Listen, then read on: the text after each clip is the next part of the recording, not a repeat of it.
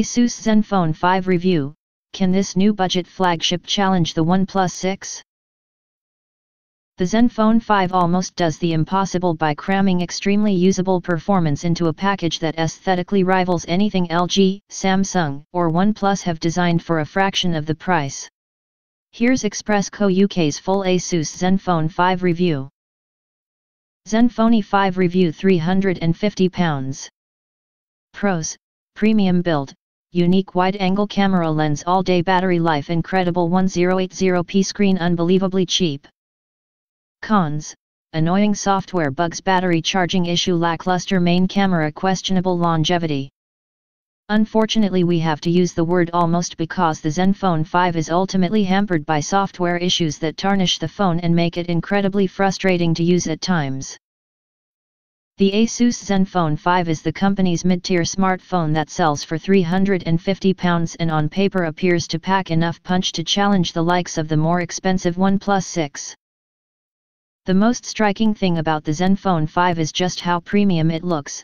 There are no ugly asterisks to be aware of on the design front, and it even includes a headphone jack, something that can't be said for many of its more premium rivals which now lack this popular port. In typical Asus style, the back of the phone glows exuberantly in bright sunlight thanks to an ever-so-subtly rounded pattern. The ZenFone 5 comes packing a Qualcomm Snapdragon 636 processor, an Adreno 509 GPU and 64GB of storage.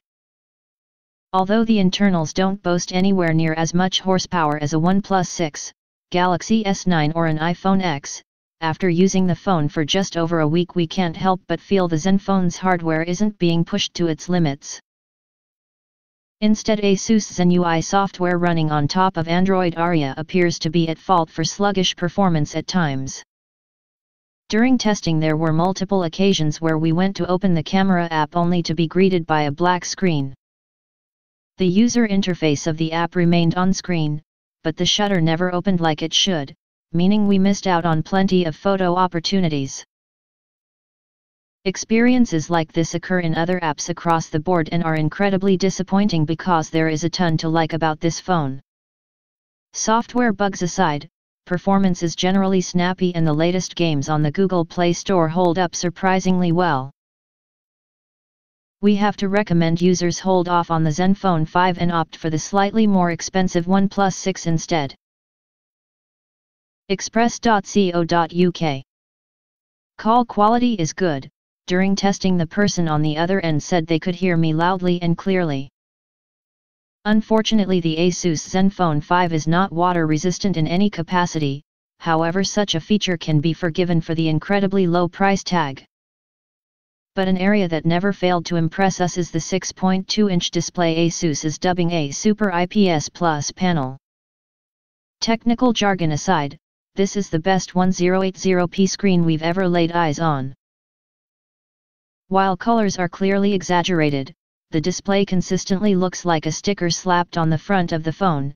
Consuming content or just browsing the web is an absolute treat. Asus opted to include a notch on the ZenFone 5, but it doesn't seem as well thought out as the OnePlus 6 or even Apple's iPhone X. When watching video on the ZenFone 5, you have the option to watch in full screen or to leave black bars on the side of the display. If you choose to fill the screen, the notch is cut off, but for some reason Asus decided to curve the very far corners of the display that lead into the notch. Once you notice the odd design choice, it is incredibly difficult to unnotice it. Such a strange move is one of many features that leave the ZenFone 5 feeling half-baked and make us believe Asus should have focused its efforts on key features rather than trying to mimic other flagships on the market. The phone has a camera feature dubbed Zenimoji that feels like an incredibly cheap copy of Apple's popular Animoji software. The feature struggles to keep up with facial movements, only serving to highlight the stark differences in front-facing camera technology between itself and a leading flagship. But instead of throwing frustrating-to-use features onto the ZenFone 5, Asus should have refined features users are going to need most, such as a reliable camera application. The Asus ZenFone 5 features a dual camera setup on its rear with a 12-megapixel f1.8 aperture lens doing the majority of the heavy lifting, while an 8-megapixel f.20 wide-angle lens accompanies it. The main shooter manages to capture a good amount of detail and photos are pleasing to look at on the 1080p screen. However, conditions in darkness or bright sunlight are ultimately the ZenFone 5's downfall in the camera department. We took pictures on a bright summer day and for the most part the sky was massively blown out as the main sensor struggled to cope with the vast amount of light. Although images look decent enough from afar, zoom in and you will ultimately see washed out colors and grainy details. At night the camera quality really takes a dip. Any lights in a backdrop for instance can ultimately ruin a picture. Images are marred with grain on the main lens and look worse on the wide-angle camera. Asus appears to be aware of the second lens shortcomings as the phone actively advises you not to use it for low-light photography. Overall, the wide-angle lens is one of the most unique features about the ZenFone 5's camera setup, and it has us wishing the Samsung S9 Plus came packing the same functionality. Being able to cram more into a photo is much more useful than a better quality zoom in our opinion, and Asus should be applauded for putting the feature in such a budget device. The ZenFone 5 is also capable of capturing portrait mode shots on both the front and rear cameras. However, these require sublime conditions for the phone to accurately apply a bokeh effect. During our extensive testing, the phone struggled with hair and even covered arms, showcasing the hit and miss nature of the technology. The Asus ZenFone 5 packs an audio punch thanks to a dual speaker setup.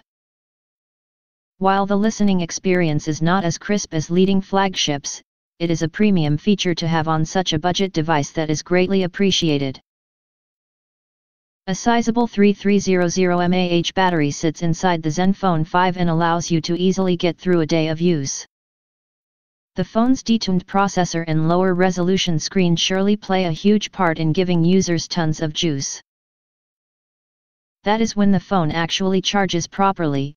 We initially attempted to charge the phone with a USB-C cable and compatible brick that works with all our devices that require it.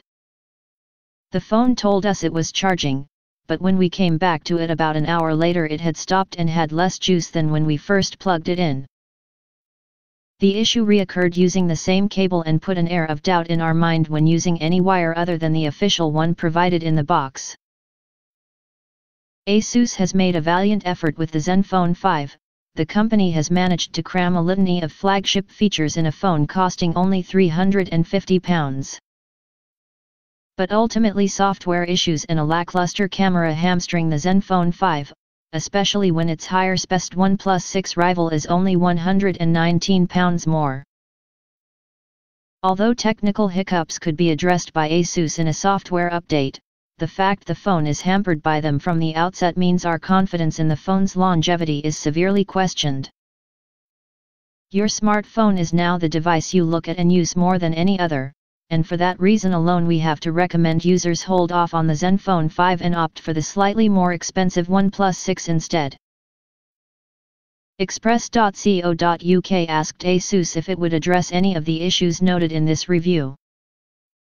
The company said charging issues were likely down to the specific unit this publication tested. Asus also said it made note of the camera software bugs mentioned and promised continued updates to address any problems found.